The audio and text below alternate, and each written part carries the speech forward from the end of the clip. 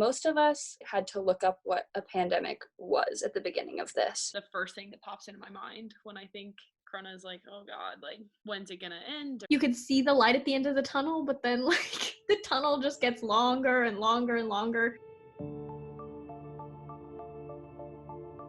I don't remember the last day before quarantine that I didn't have anything to do. I sleep in way more than I ever have in my life. I've never done a puzzle before Corona, and now I've done 3. So I moved back in with my parents. I moved out of Boulder, and I moved in with my family in Fort Collins. I'm at my parents' house. The first couple weeks where we were in quarantine felt really surreal. Quarantine is hard and lonely. CU was pretty good about shutting down. CU releases things earlier than anyone else. At the beginning, I felt like CU Boulder was doing everything right by shutting school down just for the rest of the semester. Honestly, I wish that they would have shut down a couple days earlier. I wish that they had a little bit more foresight and could shut it down before we had a positive case. I think just as much as it's hard on students, it's been really hard on faculty at CU. I think people were really stressed out because they felt like the university was covering stuff up. It kind of seems like they're putting up a front that they're doing a really good job of handling it. Information changes daily. Everybody was just doing the best that they could with the information that they had. I do feel like there should have been a transition period. I don't feel like the week before spring break was beneficial to really anyone. Teachers were struggling to figure out what they were doing. Students were not only struggling to figure out what they were doing, but also transitioning. Some of them were moving back home. Most of my classes have gone on demand. Being distanced for me isn't great academically. Online school hasn't been terrible. I don't really know how to do online school and be successful. I think that it would be really hard if I wasn't a self-studier. I've still been able to get like that same level of instruction that I'm used to. Some teachers may need to be a little bit more understanding. Some of my teachers haven't been the most understanding about things. They post the lecture and then you need to watch it on your own time. You just watch it like it's a really boring TV show. Like, it doesn't feel like I even have to turn in my assignments. I'm really used to just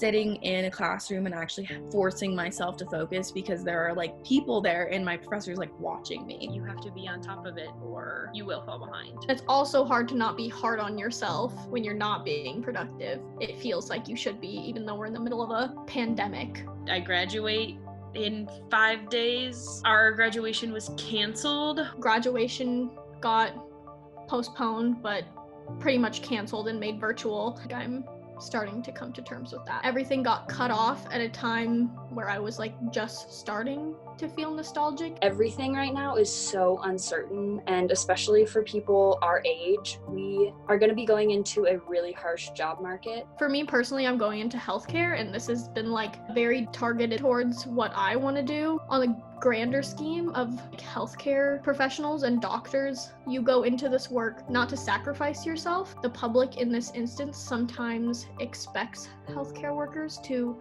go in without a mask, save every life, and I think it really puts it into perspective. Like, no matter how passionate you are about healthcare and like helping other people, you can't help others if you yourself are not doing well. And like, if you don't protect yourself, you're doing a disservice to everyone. Lots of people have masks. If you're not wearing a mask, you kind of feel self-conscious. We weren't wearing masks. Everybody that was walking by was giving us looks. This sense of like hyper awareness, like everything you touch, you're like, oh God. Sometimes they have like one-way lanes in the grocery store so you don't like cross paths with anybody. I was walking past an aisle the other day and this gentleman was standing right in the middle of it. In any other normal day, I would have just walked by him. But it went through my mind, if I were to walk by him right now, is that gonna make him uncomfortable? I think I'm okay with it. Every time I go to the grocery store, it's a little bit nerve-wracking just because there's so many people there. I've never thought about staying so far away from somebody. I've tried to avoid the news because it stresses me out. Media has blown it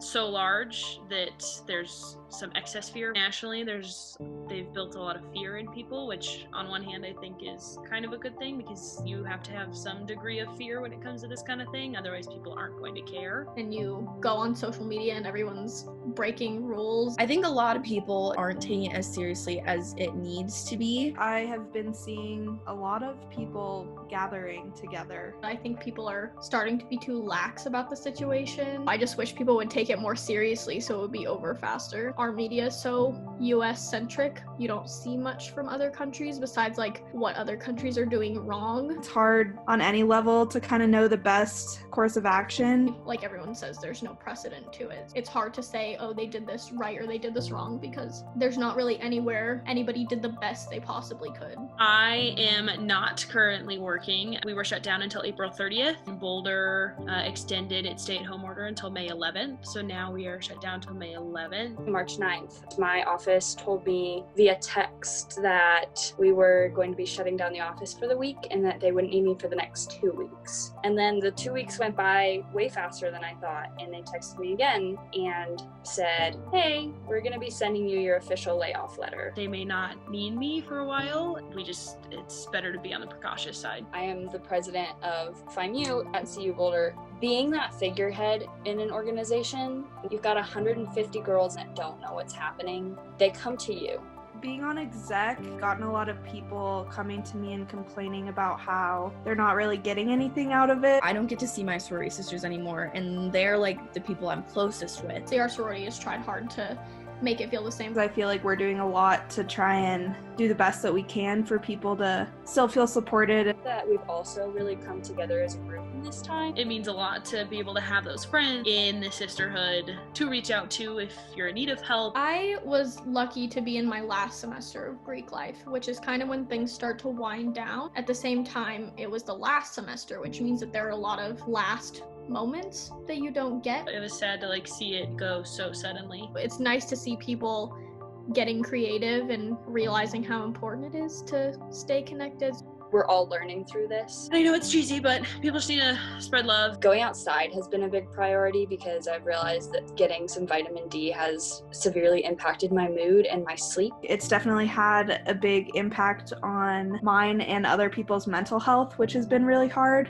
I've been having a lot of trouble sleeping. So I think we just kind of need to be there for each other. No matter who you are, there's parts of quarantine that are so hard for everyone. And I think that there's a lot of good that comes out of global crises, causes people to put things into perspective. It's nice to see people appreciate people that they usually just don't think about because they're an essential worker. They're always there. I feel like we're pretty lucky to live in a state that's pretty on top of it. Jared Polis, the governor, is really proactive about listening to science and what the state needs. All they're doing is trying to keep us safe. We've managed to flatten the curve, and the peak was later than we thought it would be. The World Health Organization has been really proactive with giving people the right resources. There are still people that are sick and it spreads like a wildfire. Currently in an epidemiology class, and we were talking about how the handshake very well may never come back into normal culture. It seems like we're past the peak right now. There is no end date to this. There is no end date. 100% mistakes have been made. Mistakes were going to be made no matter what. If anybody is watching this in the future, wash your hands.